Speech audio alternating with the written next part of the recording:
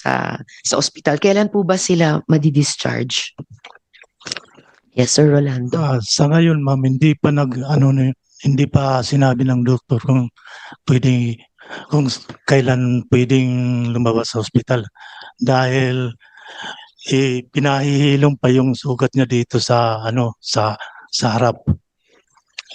Opo, ano po yung sugat na sinapit ni Kay? At baka gusto nyo rin pong ikwento sa amin, Sir Rolando, dahil tulad ni Chris Lawrence, na siya naman ay namatay. Siya Yung, po'y binigyan ng pinakamataas na pagkilala ng Boy Scouts of the Philippines dahil ginamit ni Chris Lawrence yung katawan niya para pilit isara yung pinto at iligtas yung mga kaklase niya. Gayon din po si Kay na sinasara niya yung pinto ng kanilang classroom para naprotektahan din yung mga kaklase niya. Kaya natamaan po siya. Pwede niyo po bang ikwento nang sa amin? pumutok yung baril sa kabilang room, naglakad yung suspect dalawa papunta sa kanilang classroom. Pagkatapos, biglaan niyang isinara. Ni Kay Sinara po. niya yung pinto. Saka naman binaril siya. Tagos dito, gunshot point na bintre, tagos dito sa kabila. So Yung pasok po sa child balakang. tinamaan, Opo. ito. So pasok sa balakang, nasaktan pa yung private parts niya and then tumagos pa sa hita, kabilang Dito sa hita. kabila. Pagkatapos, binuhat na lang siya ng mga kaklase niya palabas ng paaralan. Dahil hindi pa naman dumadating ang pulis eh. Gaano pong katagal bago dumating ang mga pulis? Hindi ko tansya talaga dahil hindi niya yung talagang ilang oras o ilang minuto dumating ang mga pulis. Sige po, itatanong din po natin sa PNP Region 8 mamaya-maya.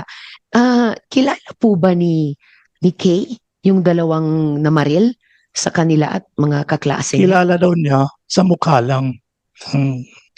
So hindi sila personal na magkakilala or magkakaibigan Hindi po, or magkaklase? hindi po. Okay. Dahil sa kanilang classroom, isa lang siyang nabaril eh. Dahil pinotektahan niya yung mga kaklase niya. Isinara niya yung pinto.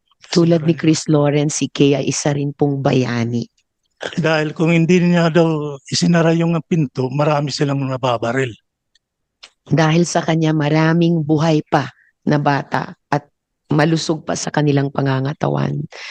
Pakipahatid po kay Kay, Sir Rolando, yung pagbati po, pagpupugay naming ng buong komite, lahat. And anong klaseng bata rin po si Kay? Hindi lang siya pangalan sa balita. Anong klaseng tao yung anak po ninyo? Mic nyo, sir. Yung anak ko naman po, yung bait yun. Katapos masayahin. Nung mabaril nga siya nasa hospital ng puntahan ko tatawa lang yan.